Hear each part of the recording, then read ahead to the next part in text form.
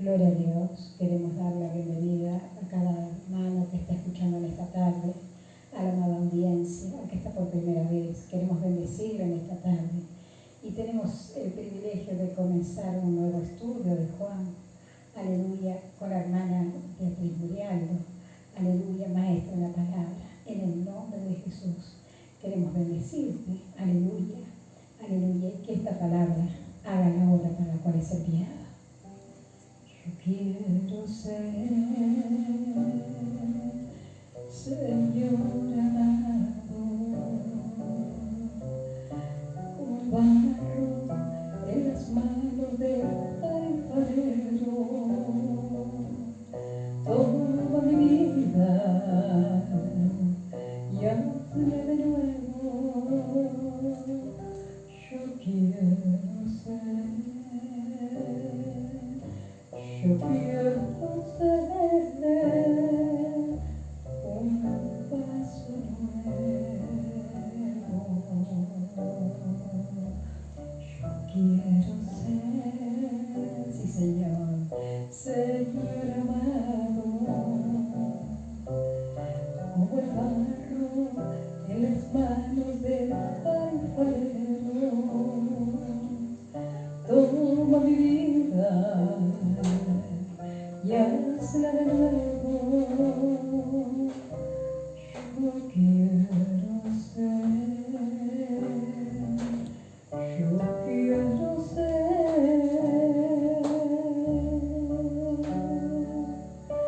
un vaso nuevo.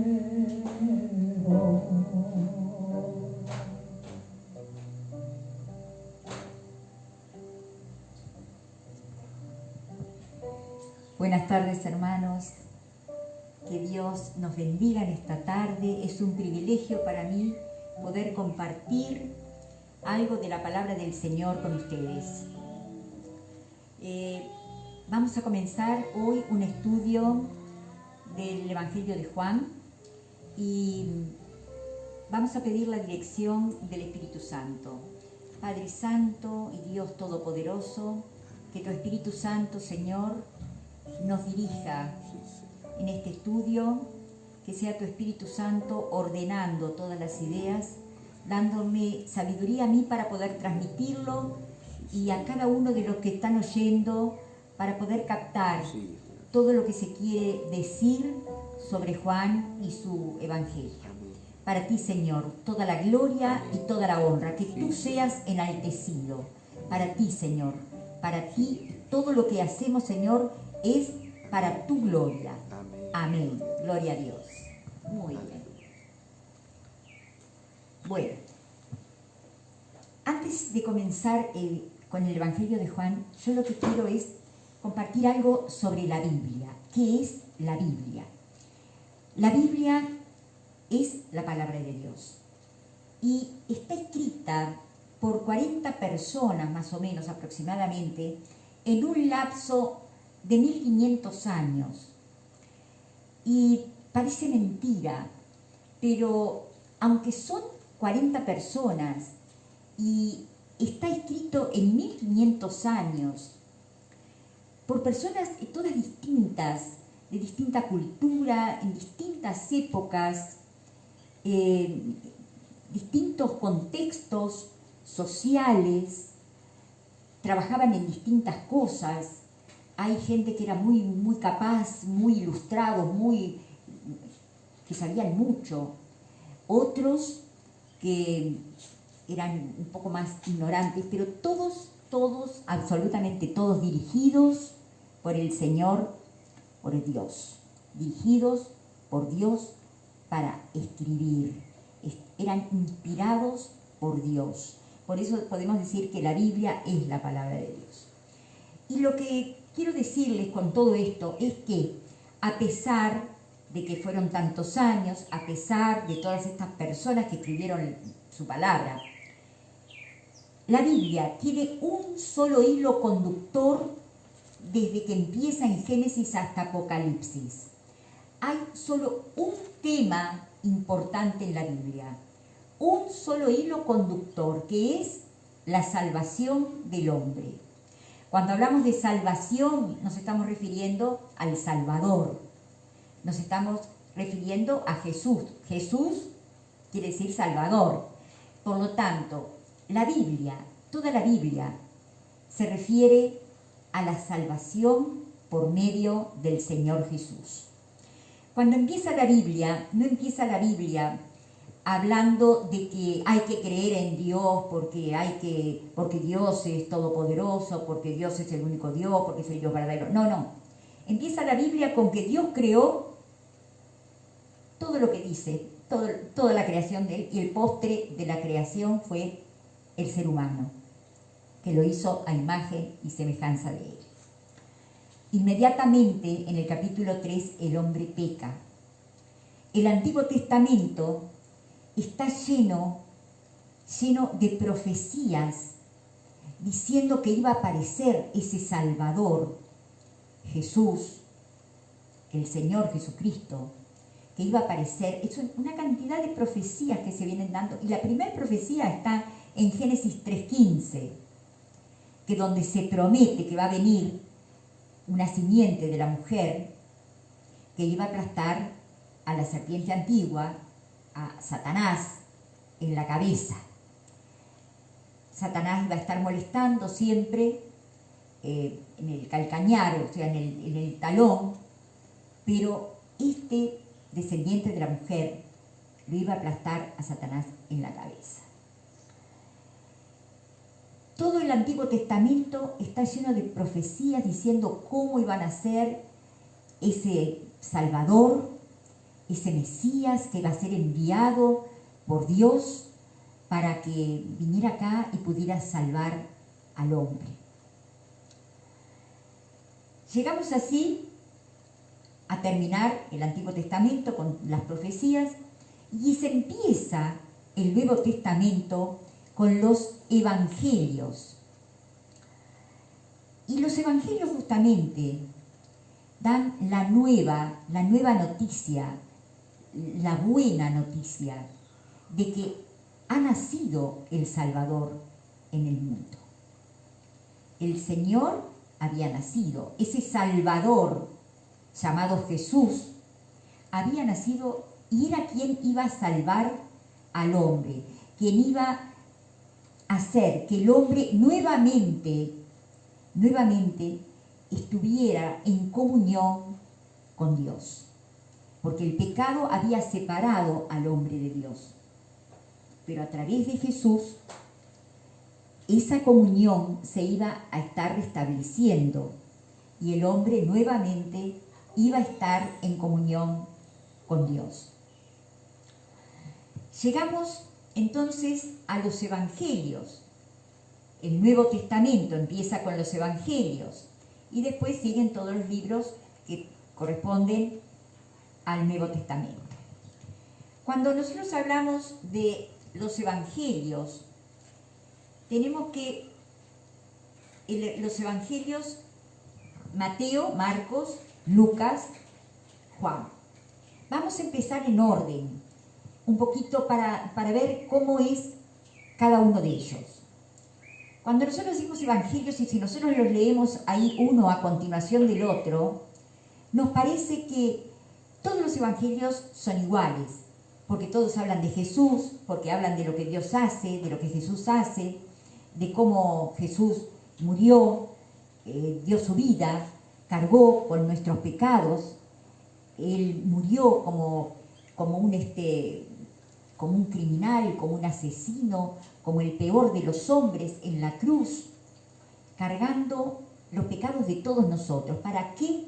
Para que nosotros, haciéndonos a ese sacrificio, tomando ese sacrificio como nuestro, nosotros tuviéramos el perdón de nuestros pecados.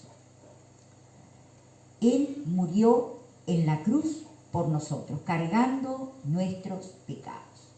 Todos los evangelios dicen más o menos lo mismo, pero hay diferencias entre uno y otro. Vamos a empezar con el de Mateo. Vamos a ver qué diferencias hay a grandes rasgos entre uno y otro. El primero es el de Mateo. Este evangelio fue escrito entre la década del 50 y el 60.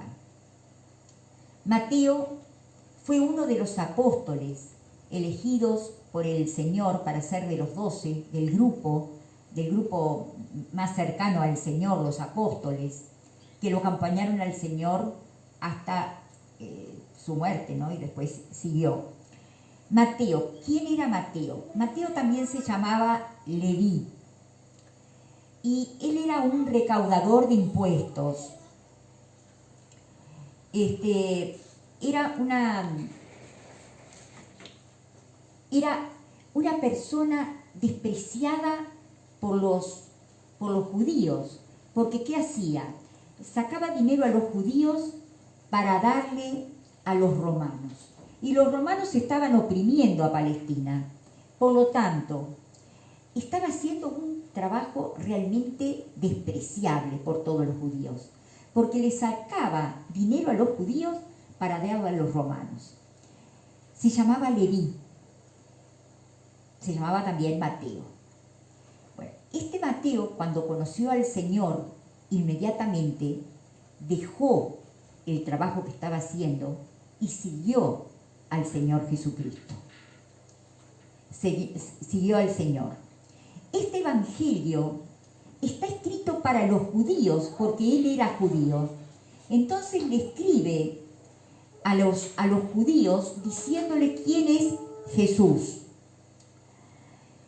Y lo interesante es que habla, cuando vemos en el Evangelio de Mateo la genealogía de Jesús, vemos que esta genealogía empieza desde Abraham hasta Jesucristo.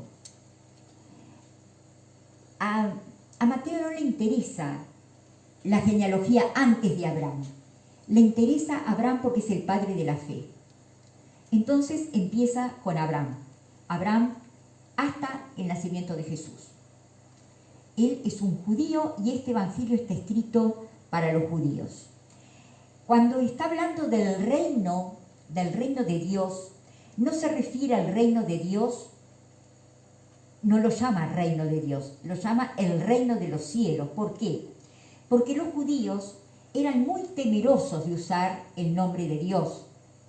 Entonces, para no ofender, dice el reino de los cielos, refiriéndose al reino de Dios.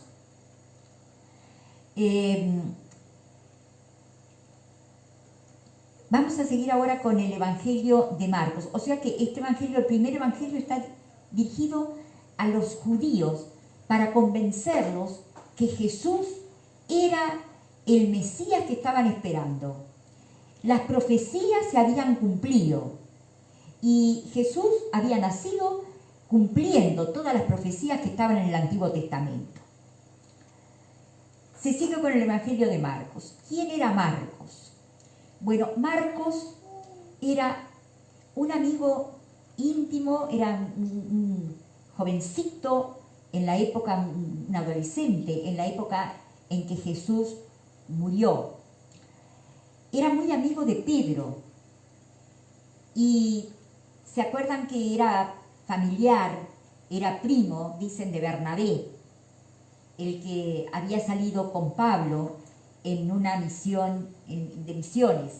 ¿Se acuerdan de Antioquía, que habían partido, que el Espíritu Santo los había seleccionado a ellos para ir a explicarle y a predicar la palabra de Dios a la gente, a los griegos que no conocían a Dios, no conocían nada de las Escrituras? Entonces,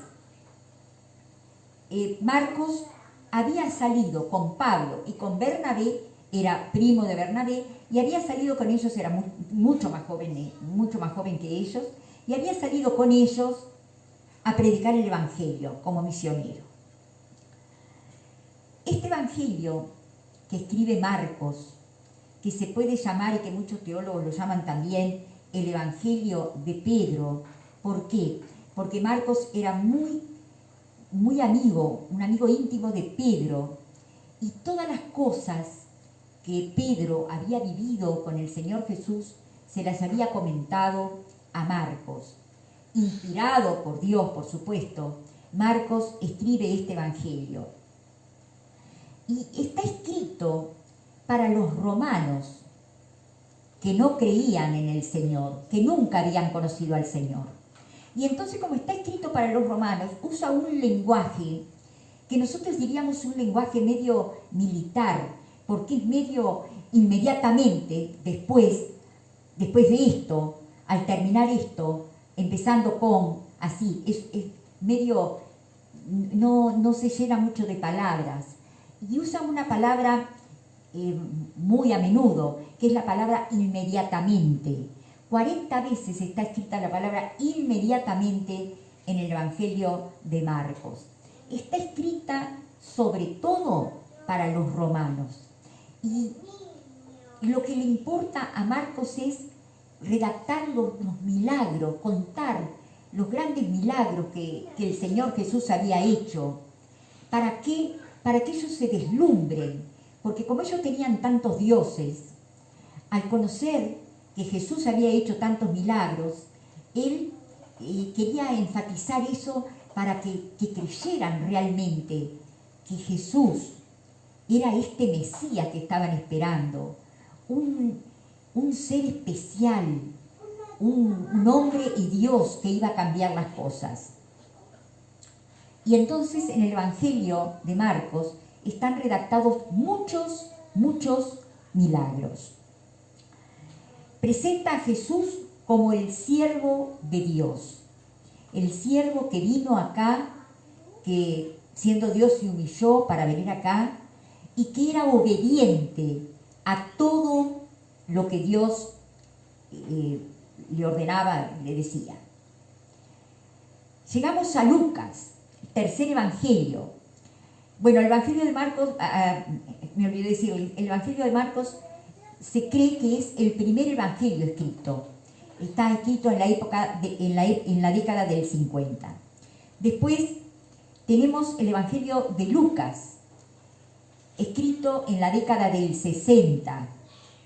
¿Quién era Lucas?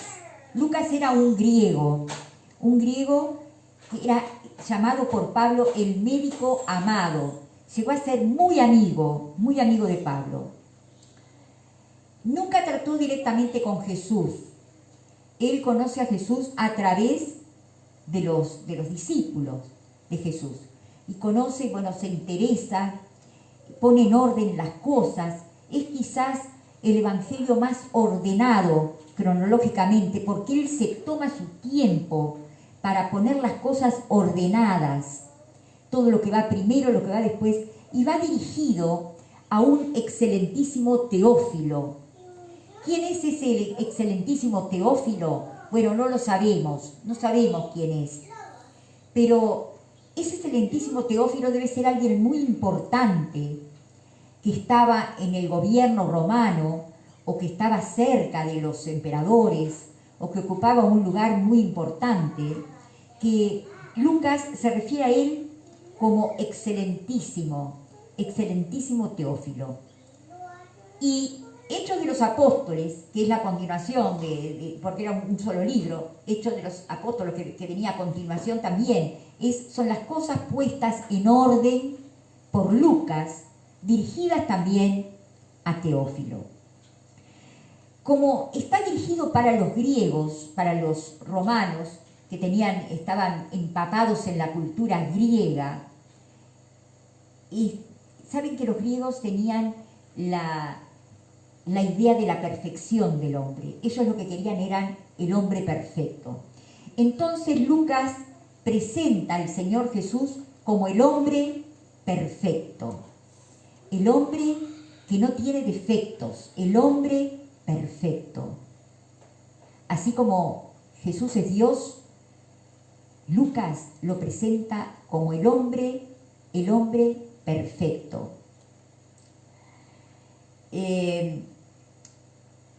Es maravilloso porque así como los griegos tenían esa idea de perfección, los romanos, que habían absorbido la cultura griega también tenían en su mente la perfección del hombre. No tanto como los griegos, pero ellos también deseaban la perfección del hombre y se esmeraban por que sus discursos fueran elocuentes y fueran poderosos, y bueno, se dedicaban a eso. Y por eso el Evangelio este de Lucas está escrito para decir que el Señor Jesús era el hombre perfecto. Y por último, tenemos como cuarto evangelio el Evangelio de Juan. El Evangelio de Juan se escribió por allá por la década del 90. Y esto es lo maravilloso. Estos tres primeros evangelios, escritos entre la década del 50 y del 60, fueron los primeros evangelios. Y el Evangelio de Juan fue el último, escrito en la década del 90. Habían pasado 30 años entre los primeros evangelios y los segundos evangelios. Cuando llegó el Evangelio de Juan, los otros evangelios ya habían estado dispersos por todo el mundo conocido, habían sido leídos por las personas, por las iglesias, se habían circulado entre los cristianos. Y cuando llegó Juan, que ya para esta entonces Juan era viejito, estábamos en la década del 90, fíjense, habían pasado muchos años.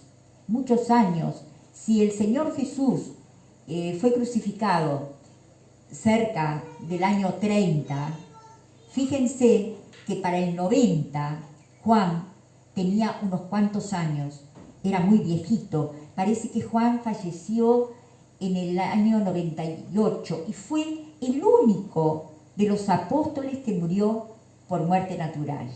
Los demás fueron todos muertos de muerte violenta. Bueno, en la década del 90 escribió este evangelio. Exactamente no se sabe bien la fecha, pero Juan lo escribió desde Éfeso, porque él estaba pastoreando las iglesias allí en Éfeso y era un pastor muy importante y tenía varios pastores que estaban siendo ministrados por él, que a su vez cada uno tenía su iglesia por ahí en Éfeso y en los alrededores. Y ya estaba viejito Juan. Y Juan era judío. Y saben que en el Evangelio de Juan no se nombra para nada el nombre de Juan.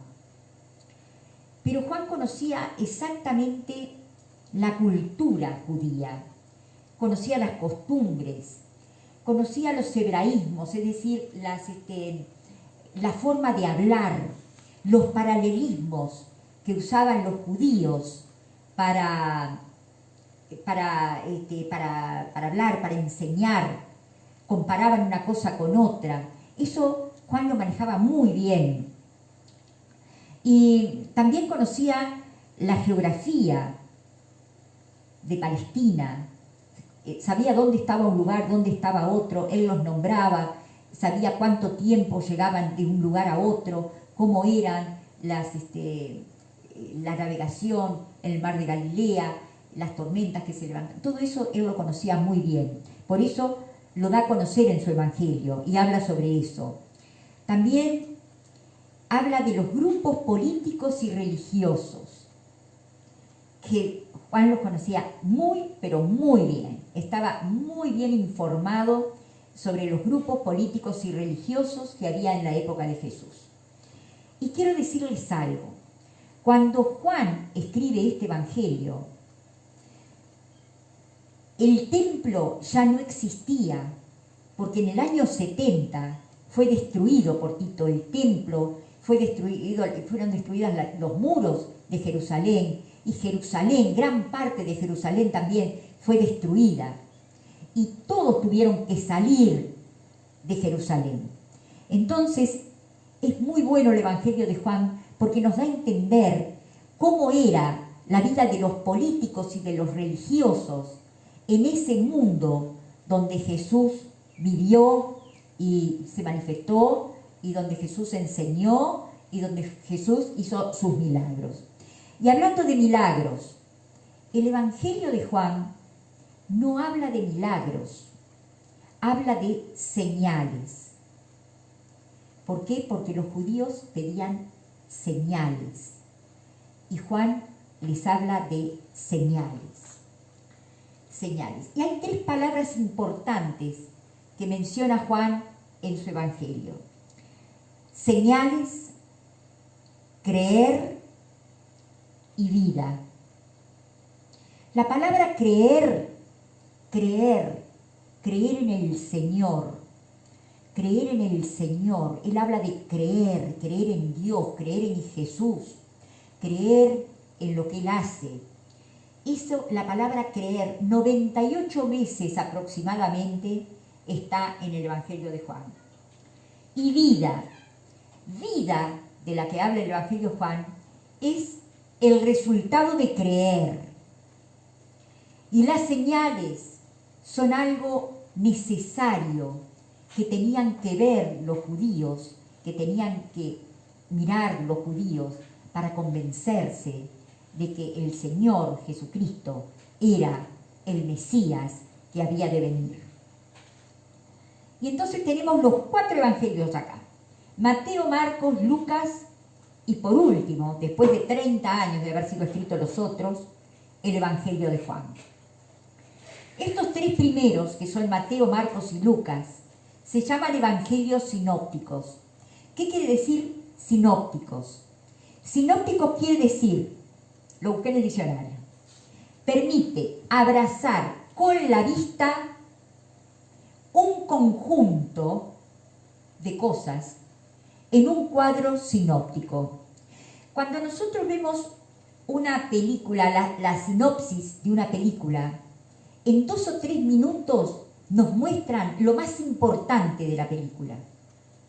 Bueno, los evangelios sinópticos mostraron lo más importante de Jesús, cada uno de ellos con un enfoque diferente. Dijimos que Mateo estaba escrito para los judíos y lo mostraba como el Mesías, como el enviado de Dios. Y habla así entonces como el hijo de David y el hijo de Abraham, todo por la línea mesiánica. Marcos lo presenta como el siervo obediente, el siervo de Dios, y está escrito para los romanos y tiene muchos milagros descritos acá, porque es para convencer a los griegos y a los romanos. Lucas, que es el médico amado, que no era apóstol, lo escribe para los gentiles, lo escribe para los griegos, presentando al Señor Jesús como el hombre perfecto. Y Juan, a 30 años de distancia, después que se conocían perfectamente cómo era Jesús, qué había hecho Jesús y cosas elementales de la vida de Jesús, el enfoque de Juan es totalmente diferente, porque Juan enfatiza que el Señor Jesucristo es Dios. Así como es hombre perfecto, también es Dios perfecto. Por lo tanto, quiero esto recalcado. En el Evangelio de Juan hay muchas cosas que no van a aparecer y que sí aparecen en los otros evangelios. Por ejemplo, tengo acá anotado, el nacimiento de Jesús no aparece en el nacimiento de Juan. ¿Por qué? Porque a Juan no le interesaba decir que había venido de la Virgen María, que había nacido de la Virgen María, que había nacido acá, que había nacido en un pesebre, que había esto, que lo otro. ¿Por qué? Porque ya se conocía. Porque hacía 30 años que ellos ya se conocían y había estado circulando por todas las iglesias. Tampoco se habla del bautismo del Señor Jesús. ¿Por qué? Porque no le interesa, porque ya estaba conocido que Jesús había sido bautizado por Juan el Bautista. Ya todos los cristianos lo sabían. Tampoco se habla de la tentación, que Mateo lo describe tan bien. Bueno, no se habla de la tentación del Señor Jesús por medio de Satanás. Tampoco se menciona la transfiguración. ¿Se acuerdan cuando el Señor sube al monte? Que sube con Juan, con Pedro y con Santiago. Suben al monte y Él se transfigura. Bueno, eso en el Evangelio de Juan no aparece. Tampoco aparece la institución de la Cena del Señor. ¿Por qué? Porque ya estaba en los otros evangelios, eso se había difundido, y ya incluso hasta Pablo había escrito sobre la Cena del Señor. Entonces no tenía por qué Juan repetirlo, porque eso ya estaba sabido, ya todos los cristianos sabían, todos los cristianos además participaban de la Cena del Señor. No presenta tampoco la agonía del Señor en Getsemaní. Tampoco aparece en el Evangelio de Juan la ascensión del Señor. Y en Juan, como dijimos hace un rato, no están los milagros. Sí, lo que habla Juan es de señales, las señales. Y otra de las cosas que nos parece mentira, porque no nos damos cuenta que no están, son las parábolas. No hay parábolas en el Evangelio de Juan.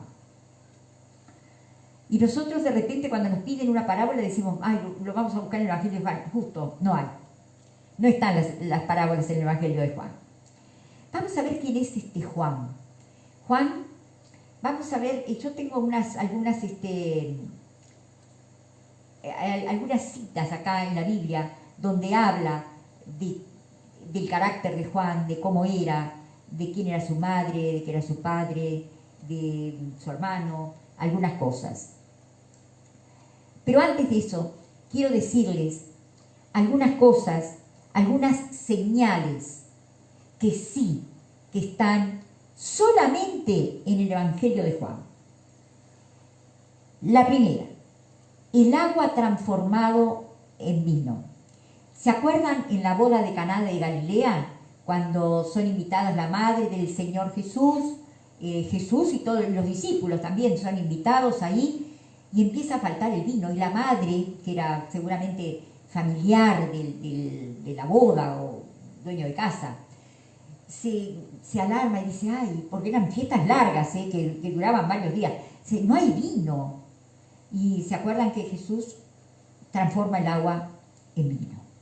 Esa es la primera señal. Otra señal que no está en los otros evangelios es la sanidad del hijo de un oficial, que está en Juan 4:43. Otra que no está es la sanidad del hombre en el estanque. ¿Se acuerdan del estanque en el capítulo 5:1 ahí? Bueno, ese tampoco está en los otros evangelios. Tampoco está la sanidad del ciego del capítulo 9:1. Perdón, están en el Evangelio de Juan, no están en los otros. Y no están en los otros, pero están en el Evangelio de Juan también, la resurrección de Lázaro en el capítulo 11. O sea que aparecen en el Evangelio de Juan, pero no aparecen en los demás.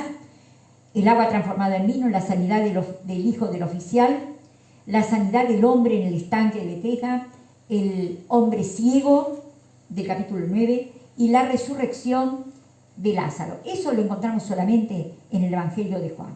Ahora quiero compartir con ustedes algunos versículos y vamos a ir viendo en estos versículos que tengo acá marcados, a ver si ustedes pueden seguir conmigo y si no, ustedes los pueden ver después, anotar y ver después en la Biblia de ustedes. En Marcos 3:17 dice así: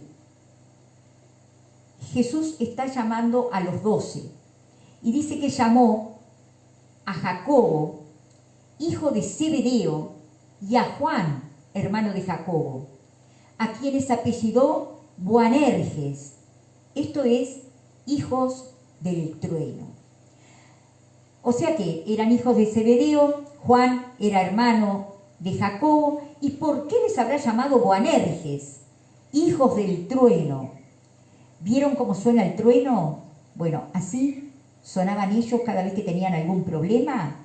Eran como podríamos decir ahora nosotros, calderita de lata, que siempre están sonando. Bueno, así, como somos a veces algunos de nosotros también, que nos exasperamos por cualquier cosa y por cualquier cosa saltamos. Bueno, Juan era así.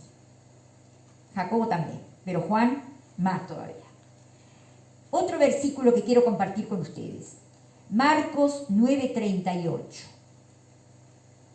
Dice, Juan le respondió diciendo, Maestro, hemos visto a uno que en tu nombre echaba fuera demonios, pero él no nos sigue y se lo prohibimos, porque no nos seguía.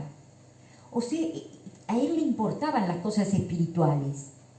Si la persona no iba con ellos, a él le parecía que no estaban revestidos de autoridad del Señor, que no conocían las cosas de Dios lo suficiente como para hacer lo que este hombre hacía, echar fuera demonios.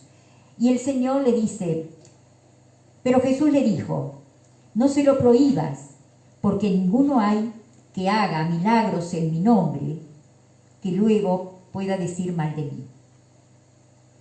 O sea que él era celoso de las cosas de Dios, cuidaba las cosas de Dios.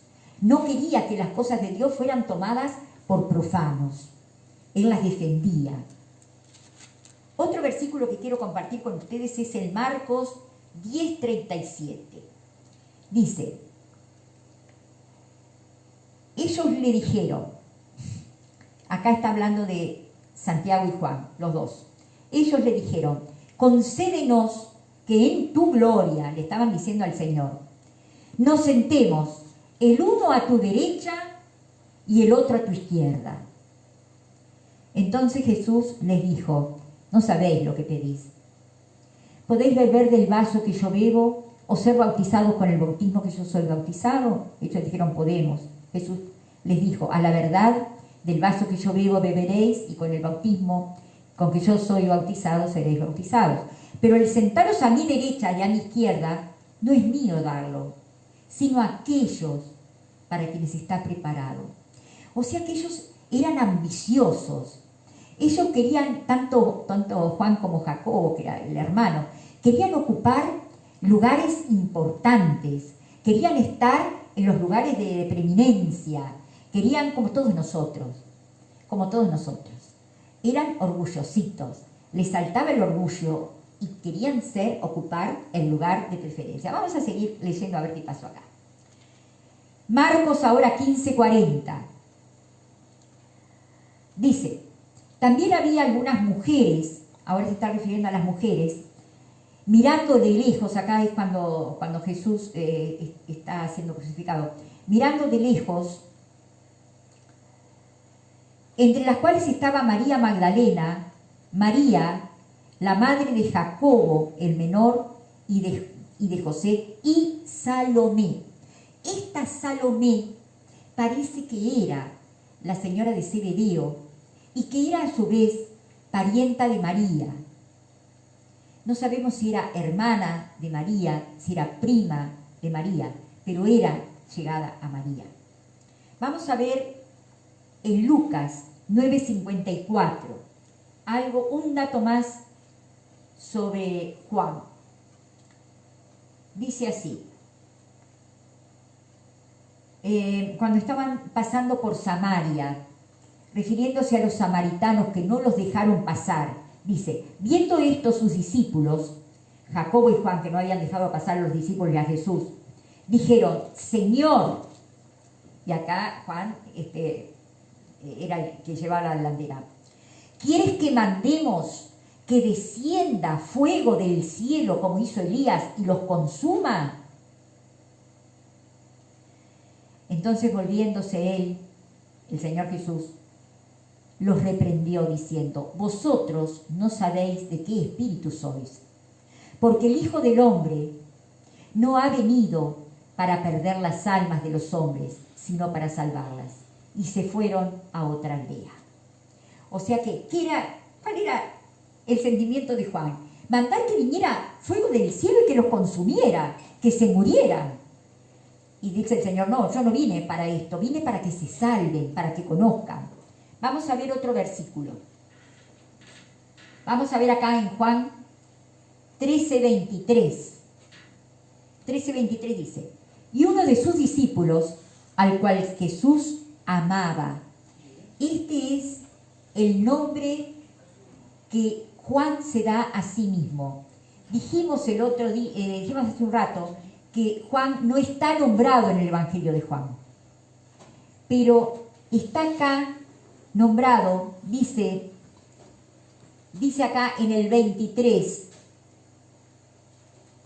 Señor, dice, y uno de sus discípulos, al cual Jesús amaba, al que Jesús amaba, era Juan.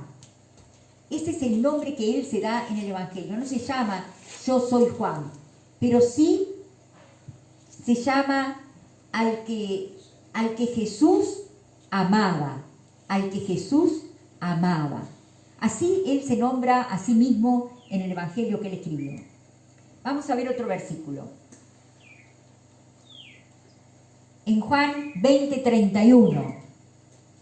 Juan 20:31. Este es el motivo por el cual fue escrito el Evangelio de Juan. Este es el propósito. Dice así, pero estas se han escrito para que creáis que Jesús es el Cristo, el Hijo de Dios, y para que creyendo tengáis vida en su nombre. Vamos a leerlo de nuevo porque este es el propósito de este Evangelio. ¿Por qué lo escribió Juan?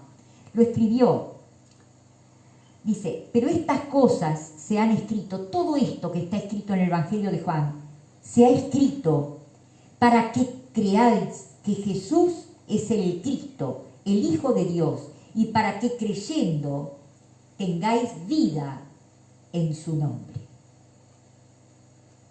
O sea, que son cosas muy importantes. ¿Se acuerdan que habíamos hablado recién de las palabras, de creer? Todas las veces que Juan usa esta palabra de creer en el Evangelio. Vamos a seguir. Hechos. Pasamos al libro de los Hechos. Ya terminamos el Evangelio, ahora seguimos los versículos en el libro de los Hechos. Hechos 3:1. Dice así. Pedro y Juan subían juntos al templo a la hora novena, la de la oración. ¿Cuál es la hora novena? Si en el día empezaban a contar ellos el día desde las 6 de la mañana, la hora novena, 6 horas más son las 12, 3 horas más son las 3 de la tarde.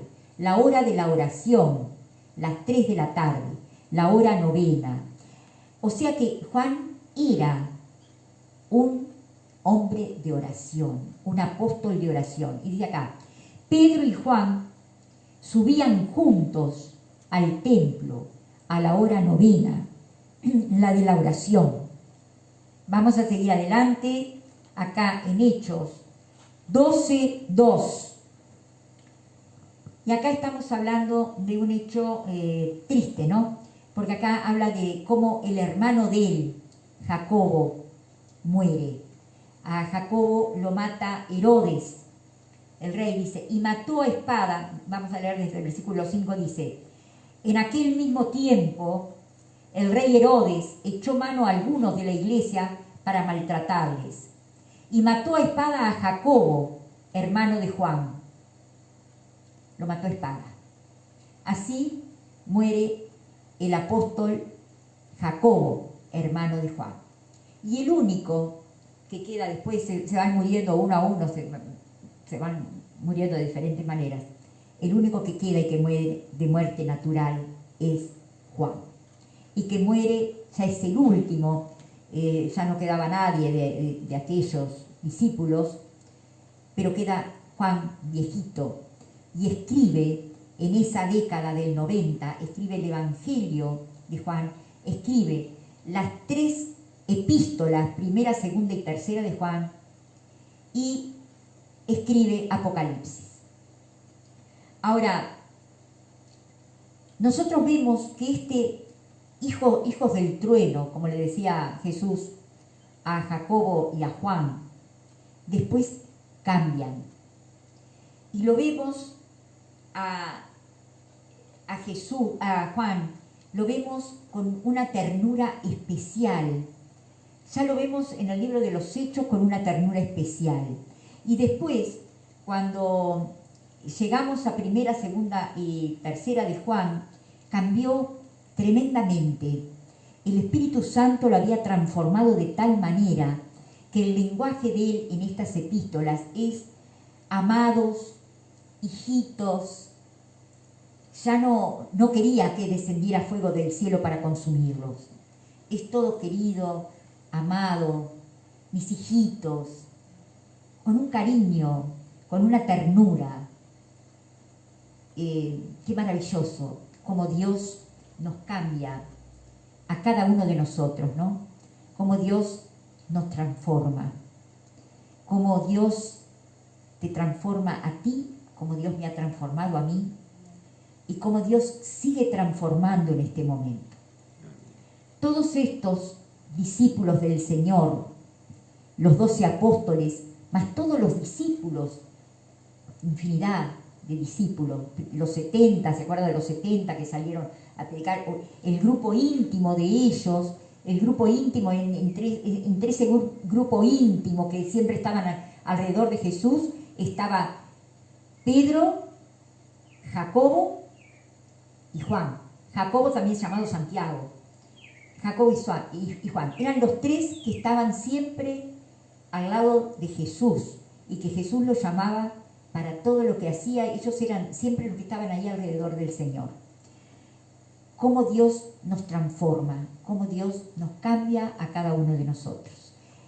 Ellos, Jacobo, Santiago y Juan, que eran hijos del trueno por su carácter fuerte, por su espíritu de venganza, de tomar represalias, de marcar presencia, de hacer ver a la gente que estaba mal en lo que hacían, cómo Dios los cambia y transforma en amor todo eso, para que la gente se acerque a este Dios de amor que tenemos nosotros.